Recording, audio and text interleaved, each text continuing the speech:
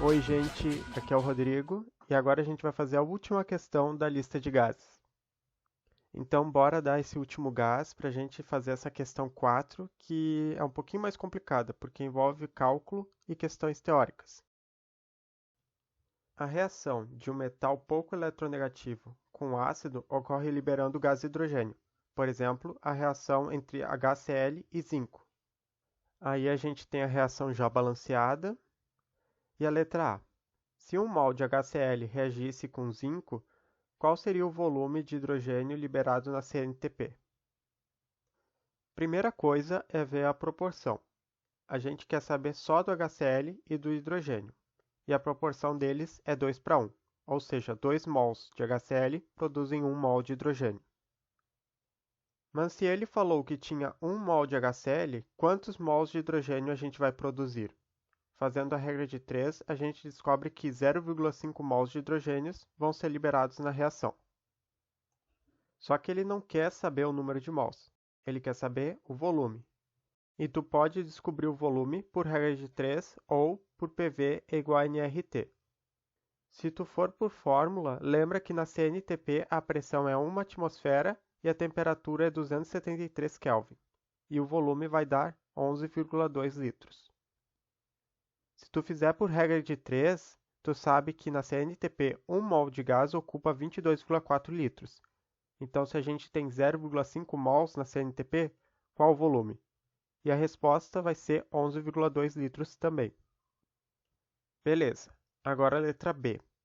Qual a massa de zinco necessária para obter 500 ml de hidrogênio a 23 graus Celsius e a 1 atm de pressão? Agora é o inverso. O enunciado te deu o volume e as condições de pressão e temperatura, e ele pediu a quantidade de reagente em massa necessário para a reação. Vamos começar com a proporção. A proporção entre zinco e hidrogênio é 1:1.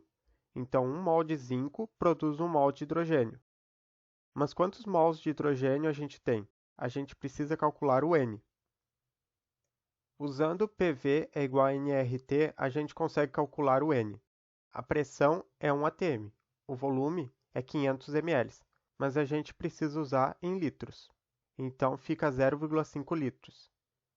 N é o que a gente quer descobrir, R é a constante dos gases, e a temperatura é 23 graus Celsius mais 273, que dá 296 Kelvin. Calculando, chegamos em aproximadamente 0,02 mols de hidrogênio.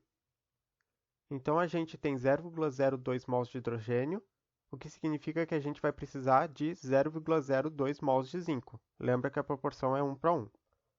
Mas qual a massa de zinco que a gente precisa? Para isso, a gente usa a massa molar do zinco, que é 65,38 gramas por mol. Se 65,38 gramas é 1 mol, quantas gramas equivale a 0,02 mols? E a resposta é aproximadamente 1,3 gramas. Dependendo do arredondamento, talvez tu encontre o valor um pouquinho diferente, mas é mais ou menos isso. Letra C. Se todo o gás da questão B estivesse a 60 graus Celsius, no mesmo volume, qual seria a pressão em atmosferas, torricellis e milímetros de mercúrio?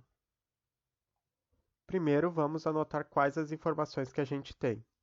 Se o enunciado disse que é todo o gás da letra B, então ele está falando dos 0,02 mols que a gente calculou. E no mesmo volume, que é 0,5 litros. E a temperatura vai ser 60 mais 273, que dá 333 Kelvin. A gente pode resolver por PVT igual a PVT, mas eu vou resolver por PV é igual a nRT. Então, a pressão vezes 0,5 é igual a 0,02 vezes 0,082 vezes 333. Fazendo o cálculo, a gente encontra o valor de 1,125, e a unidade é atmosferas, porque a gente usou a constante 0,082, que é usada para atm, litro, mol e Kelvin. Mas existem outras constantes para outras unidades. Por exemplo, se queremos descobrir o valor da pressão em milímetros de mercúrio, que é essa unidade aqui, a gente pode usar a constante 62,36 usada para milímetros de mercúrio litros, mol e Kelvin. Se tu usar essa constante no cálculo do PV é igual a nRT, a resposta da pressão vai ser dada em milímetros de mercúrio. E a resposta vai ser 855 milímetros de mercúrio. Então lembrem que são as constantes que definem as unidades. Mas outra coisa que tu pode fazer, se tu não quiser usar a constante, é pegar o resultado em atmosferas e converter em milímetros de mercúrio usando a regra de 3. Porque uma atmosfera equivale a 760 milímetros de mercúrio, e é bom vocês gravarem esse número. Então, 1,125 atm equivale a quantos milímetros de mercúrio? E a resposta vai ser 855, igual ao que a gente tinha calculado.